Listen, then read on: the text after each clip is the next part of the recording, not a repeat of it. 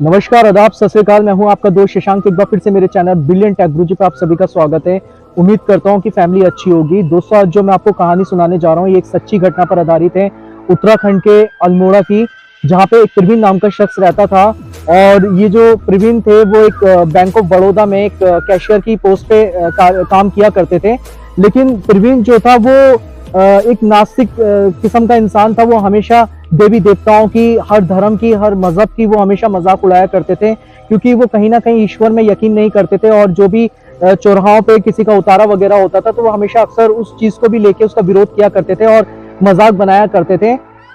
उनको ये लगता था कि ईश्वर नाम की या इस दुनिया में ऐसी कोई भी चीज नहीं है। तो हमेशा वो उनका इस चीज पे हमेशा अपने घर में विवाद भी होता था, अपने बच्चों से, अपनी धर्म पत्नी से।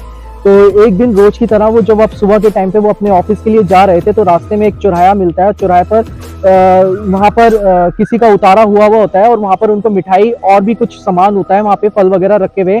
तो ये क्या करते हैं, जब उसको देखते हैं तो देखने के बाद में ये बहुत किल्लियां मारकर वहां पर हंसते हैं। और हंसने के बाद में जो वहां पे कुछ सामान रखा होता है, मिठाई वगैरह, ये उसे उठाकर अपने ऑफिस ले जाते हैं। बैंक में ले जाने के बाद में पूरा दिन सही जा रहा होता है। दोपहर में जब ये लंच करते हैं तो ये मिठाई खाते हैं और खाने के बाद में उसके बाद में शाम को अपने घर आते हैं। घर आने के बाद में जैसे ही ये बिस्तर पर लेटते हैं नींद सोने के लिए, तभी इनकी जो तबीयत होती है वो धीरे धीरे बिगड़ना शुरू हो जाती है। और होने के बाद में जिसपे इनके घर वाले इनको डॉक्टर की पास में एक सरकारी अस्पताल होता है, तो इनका जो बेटा होता है वो उनको एक सरकारी अस्पताल में लेकर जाता है।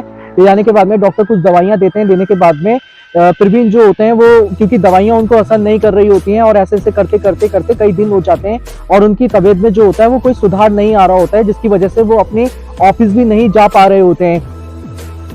जब धीरे धीरे उनकी ये हालत बिगड़ती जाती है तो उनके जो बेटा होता है वो उनको काफी डॉक्टर्स को दिखाते हैं, उनके परिवार वाले, लेकिन प्रवीण पे इसका कोई असर नहीं होता है। तो पास में ही उनके गांव में कोई था जिन्होंने उसकी हालत देखी, क्योंकि प्रवीण अक्सर घर में बहुत अजीबो तरीके से हरकत करना शुरू कर देते हैं। और कई बार ऐसा भी होता है ये आत्महत्या करने की भी कोशिश करते हैं, लेकिन परिवार वालों की नजर पड़ जाती है और इनको वो बचा लेते हैं। इसलिए हमेशा जब भी प्रवीण पे घर पे हमेशा कोई ना कोई इनकी नजर रखता था, ताकि वो कोई ऐसा गलत कदम नहीं उठाने जिससे वो उनको अपनी जान गंवानी पड़े।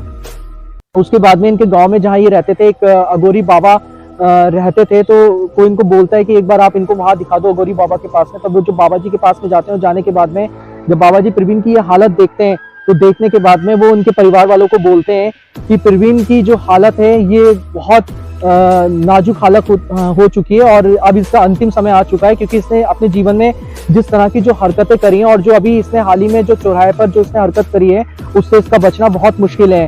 फिर भी हम एक कोशिश करेंगे और देख लेते हैं ये बचता है या नहीं, क्योंकि मैं अपनी तरफ से कोई गारंटी नहीं ले सकता, क्योंकि इस पे कई सारी प्रेत आत्माओं का वास हो चुका है। उसके बाद में वो बाबा के बताए हुए जो सामान होते हैं वो उनको लाकर देते हैं और बाबा जब उनको वो उसका उतारा करते हैं, उतारा करने के बाद भी कोई असर नहीं होता। उसके बाद में प्रवीण अपने हाथ की नस काट लेते हैं। काटने के बाद में उसकी बहुत हालत जो स्थिति होती है वो बिगड़ चुकी होती है।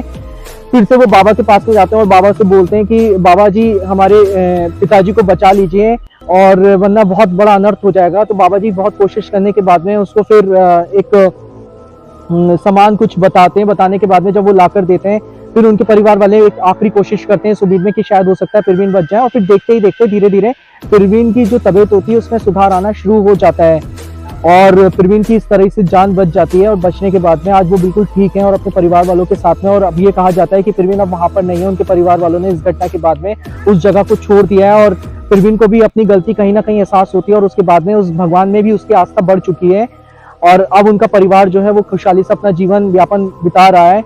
तो दोस्तों, इस तरह से ऐसी क्या सच में ऐसा होता है कि कोई चौराहे पर किसी का उतारा है और हम जाकर वहां पे अगर कुछ भी करते हैं तो किस तरह की घटनाएं हो सकती हैं?